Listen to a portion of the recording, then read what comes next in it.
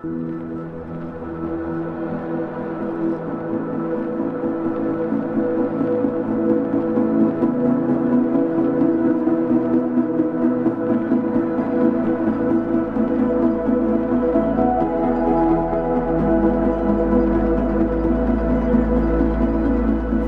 my kids graduated from high school, I was going to sell everything and move to a foreign country and work in an orphanage. My church started promoting foster care here locally, and I thought, I can begin, serving kids now. My work brings me into a lot of broken homes. God just kind of worked in my heart and said, it's time for you to do something about this. Don't just feel bad about it. Don't just look at it.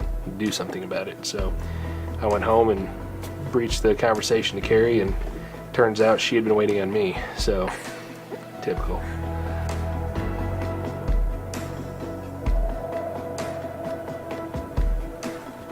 A favorite moment I had with one of my kids is I had a 12-year-old girl move in with me, and she was a selective mute. She had not talked to anybody besides her family for the last 9 years. And she lived with me a little over a year, and a couple weeks before she moved out, she started talking to me.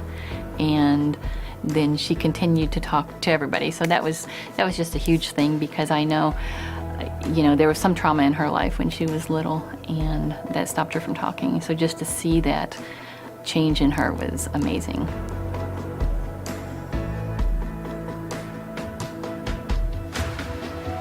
I think it's pretty much what you think it is. You're taking care of someone else's children who a lot of times have had trauma. Knowing that you're going to have to unconditionally love, at the same time be ready to give them back to God. We just did not realize the hole that every child leaves when they leave, because even if you get more children, that particular personality is gone from your family. We came to a point, at least I finally had to say, God, I know all my kids are yours. But just because something's hard doesn't mean you get a pass at not doing it. Knowing and resting in the fact that God has control. If I try to control it, it's just going to stress me out more. But if I rest and have peace, knowing that He is in control, then He will take care of it, and I won't be stressed out.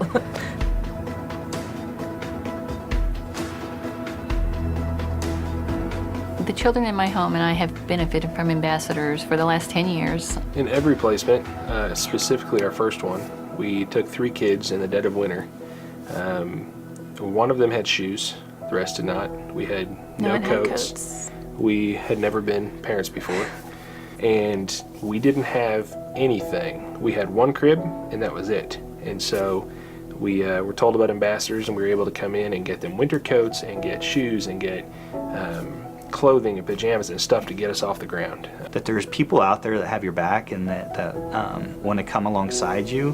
When you come into ambassadors, you absolutely feel that people want to help you.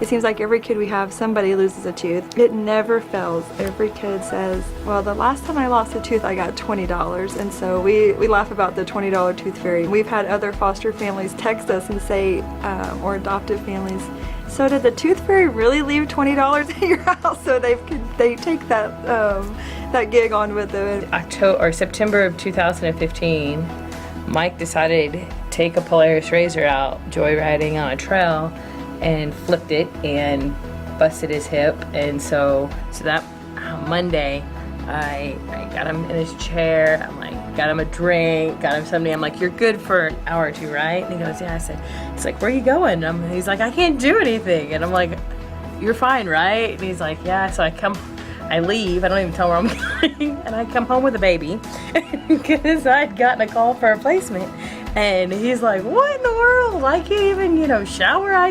Who's going to take care of me and the baby? And those two are two little peas in a pod now. Her adoption will be finalized next month. And so they're little inseparable because he couldn't move. So he's the one that fed her and took care of her because he just sat there and rocked her in the chair. And so then that's Daddy's little girl now. And so it's kind of a funny story because I just didn't tell him. I just went and got her.